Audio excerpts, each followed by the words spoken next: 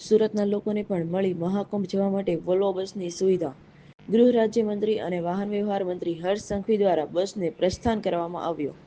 ઢોલ નગારાના તાલે મુસાફરોનું સ્વાગત પણ કરવામાં આવ્યું। સુરતના મેયર દીક્ષેશ માવાણી સહિત અન્ય ધારાસભ્યો પણ આ કાર્યક્રમમાં ઉપસ્થિત રહ્યા।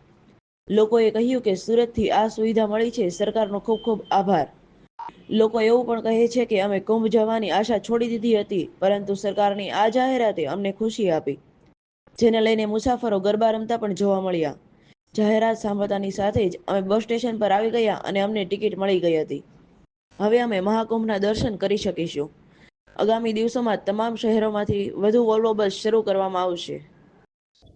ગુજરાતના લોકપ્રિય મુખ્યમંત્રી આદરણીય શ્રી ભૂપેન્દ્રભાઈ પટેલના માર્ગદર્શનમાં ટુરિઝમ વિભાગ અને જીએસઆરટીસી દ્વારા ગુજરાતના સૌ ભાવિ ભક્તો માટે ગુજરાતના વિવિધ શહેરોમાંથી પ્રયાગરાજ મહાકુંભની આસ્થામાં ડૂબકી મારી શકે તે માટે અત્યાધુનિક વોલ્વો બસની શરૂઆત કરવામાં આવી છે।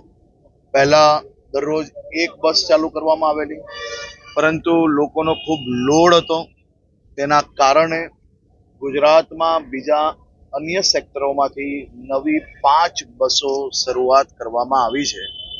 આ બુકિંગ મહત્તમ કાલ અને પરમ દિવસથી મોટાભાગની બસો બુક થઈ ગઈ છે અને બાકી બી વ્યવસ્થાઓ લોકોને મળી શકે તે માટે રાજ્ય સરકાર દ્વારા વિવિધ પ્રયાસો થકી વધુમાં વધુ સુવિધાઓ લોકોને આપી શકે। આજે આપણે જોયું હશે કે અનેક વડીલો એમની જે ખાસ કરીને જે મનોકામનાઓ છે એ મનોકામનાઓ પૂર્ણ કરી શકે તે માટે રાજ્ય સરકારે, દાદાની આ સરકારે આ બધા જ વડીલોની આસ્થા, મનોકામનાઓ પૂરી થઈ શકે તે માટે આ અત્યાધુનિક અને બધી જ વ્યવસ્થાઓ નાગરિકો માટે કરતી આવી છે અને હજી બી જરૂર પડશે તો જરૂરથી વધુ વ્યવસ્થાઓ કરવામાં આવશે। સુરતથી કેટલી બસ રોજ થશે?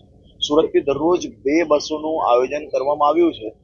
આજે જે પહેલો દિવસ હતો તેમાં જેટલી સંખ્યા હતી એના કારણે બીજી બસ ચાલુ નથી કરી, પરંતુ બુકિંગ આવશે અને લોકોને જરૂરિયાત હશે એટલી બસો જરૂરથી ચાલુ કરવામાં આવશે। મુખ્યમંત્રી શ્રીનો નિર્દેશ કે રાજ્યના સૌ નાગરિકોની મનોકામનાઓ પૂરી થાય, સૌ વડીલો પોતપોતાના પરિવારજનો જોડે આ મહાકુંભની આસ્થામાં ડૂબકી મારી શકે તેવી વ્યવસ્થાઓ જીએસઆરટીસી વિભાગ દ્વારા નિરંતર રૂપે કરવામાં આવે।